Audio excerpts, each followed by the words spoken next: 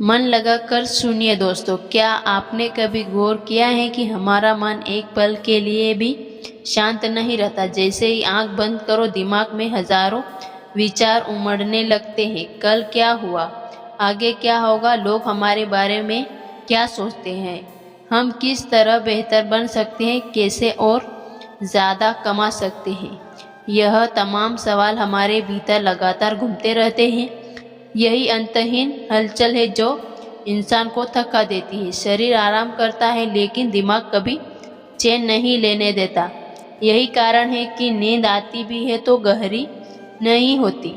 सोकर उठने के बाद भी थकान महसूस होती है, क्योंकि असली थकान शरीर की नहीं मन की होती है। हमारा मन हर वक्त दौड़ता रहता है, कभी अतीत में तो कभी भविष्य में।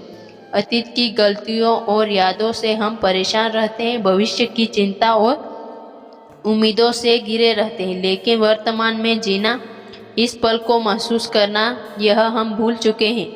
यही वजह है कि मन की बेचैनी हमें पल भर भी चैन से नहीं रहने देती। सोचिए जरा, क्या आपने कभी ऐसा अनुभव किया है कि आप बैठे हो लेकिन भीतर जैसे कोई तूफान चल रहा हो, दिमाग लगातार सवाल पूछ रहा हो, जवाब खोज रहा हो, और जितना जवाब खोजो उतना ही नए सवाल उठे खड़े हो। यही है ओवर थिंकिंग, वही लगातार चलने वाली अंतहीन हलचल जो इंसान को भीतर से खोखला करती जाती है। इसी बेचैनी को समझने के लिए भगवान गौतम ने एक अद्भुत शिक्षा दी थी।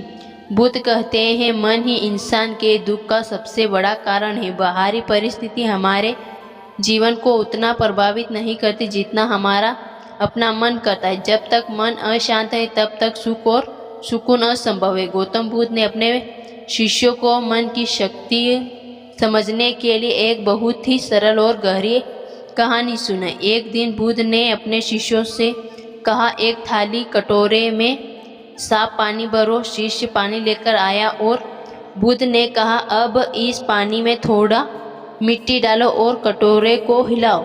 जैसे ही मिट्टी डाली गई पानी मटमैला हो गया। बुद्ध ने पूछा, अब क्या तुम इसमें अपनी ही परछाई देख सकते हो?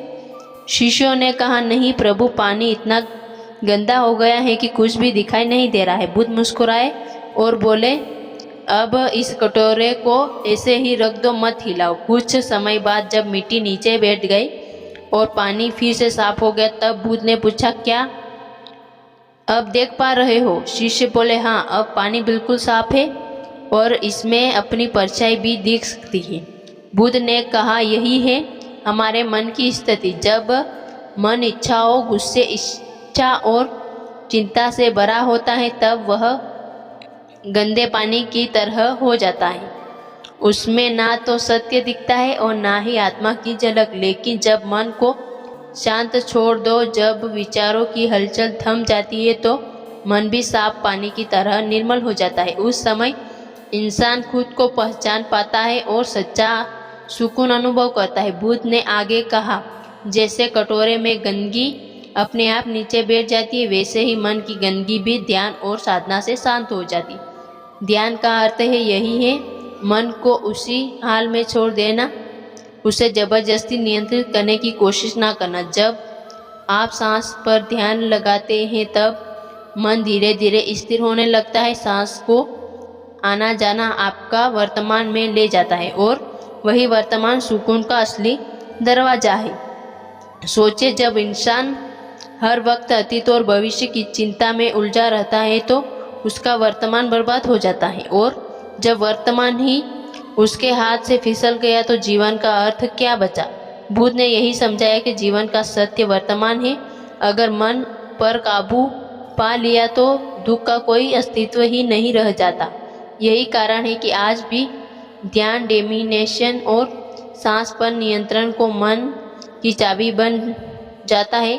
सांस पर ध्यान लगाना एक साधारण सा अभ्यास है, लेकिन इसका असर गहरा है। जब आप अपनी सांसों को महसूस करते हैं तो मन की उथल पुथल कम होने लगती है। जैसे किसी समुद्र में तूफान हो और धीरे धीरे लहरें थम जाए, उसी तरह मन भी शांत होने लगता है।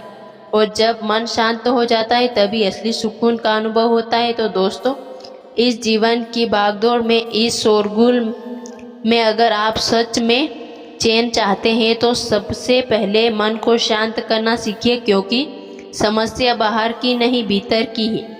बाहर की परिस्थितियां बदलती रहेगी, लेकिन अगर मन स्थिर हो तो कोई भी स्थिति आपको हिला नहीं सकती। मनुष्य का मन एक अद्भुत रहस्य है। यह कभी शांत झील की तरह स्थिर दिखाई देता है तो कभी उफनती हुई नदी की तरह अनियंत्रित बहने लगता है।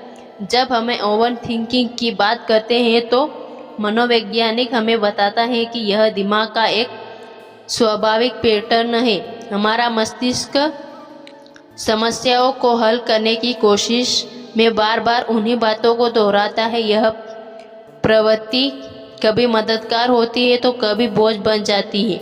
मनोवैज्ञानिक कहते हैं कि जब विचार नियंत्रण से बाहर हो जाए, जब उनका चक्र अनंत सा लगने लगे और हमारी नींद, काम या रिश्तों पर असर डालने लगे, तभी यह समस्या बन जाती है। आम इंसान अपने जीवन में इस जाल से कैसे बच सकता है? सबसे पहला उपाय है जागरूकता। यह समझ लेना कि हम सोच रहे हैं और हम सोच हमारी शांति को भंग कर रही है। यही शुरुआत है। मनोवैज्ञानिक बताता है कि छोटी छोटी आदतें इस चक्र को तोड़ सकती है, जैसे दिन भर में थोड़ी देर टहलना, अपनी भावनाओं को लिख लेना, किसी भरोसेमंद से बातचीत करना या बस कुछ मिनट अपनी सांसों पर ध्यान टिकना। जब हम विचारों को बाहर उतारते हैं या उनका अवलोकन करते हैं तो वे हमें नियंत्रित करने के बजाय हमारे नियंत्रण में आने लगते हैं। तर्क शास्त्रियों का दृष्टिकोण थोड़ा अलग है। उनका मानना है कि ओवर थिंकिंग इसलिए होता है क्योंकि हम तर्क की सीमा को पार कर जाते हैं। हर संभव पर विचार करना, हर परिणाम का पुनर्मान लगाना, हर स्थिति को बार बार तोड़ना हमें थका देता है। तर्क शास्त्र कहता है कि विचार उपयोगी है पर अनंत तर्क व्यर्थ है। निर्णय वही होता है जहाँ विचारों आस्था का तुलना बैठता है। इसलिए वे कहते हैं कि व्यक्ति को अपने सोचने की प्रतिक्रिया को समय और सीमा में बांधना चाहिए। यदि एक प्रश्न पर बहुत देर तक उत्तर ना मिले तो उसे छोड़कर थोड़ी दूरी बनाना भी जरूरी है। गौतम बुद्ध ने इस समस्या को अपनी गहराई से समझाया है। उन्होंने कहा है कि मन ही दुख का कारण है। जब मन इच्छाओं और भय के बीच जुलझा रहता है तो वह अशांत हो जाता है। बुद्ध ने अपने अनुयायियों को सिखाया है कि इच्छाओं की पकड़ ढीली करो, वर्तमान क्षण में लौटा और सांस का सहारा लो। उन्होंने कटोरे और पानी की उपमा दी। जब कटोरे का पानी बार बार हिलाया जाए तो उसमें कुछ भी साफ दिखाई नहीं देता है, पर यदि उसे स्थिर छोड़ दिया जाए तो सारी गंदगी नीचे बैठ जाती है और पानी पारदर्शी हो जाता है। मन भी ऐसा ही है। यदि उसे लगातार उलझते रहो तो उसमें शांति नहीं मिलेगी, लेकिन यदि उसे ध्यान से के माध्यम से स्थिर करना सीख लो तो जीवन की सच्चाई स्पष्ट दिखाई देने लगेगी। मन और दिमाग में फर्क समझना यह बेहतर ज़रूरी है। दिमाग हमारा जैविक अंग है। यह तंत्रिकाओं और रसायनों का जाल है जो जानकारी को संसाधित करता है।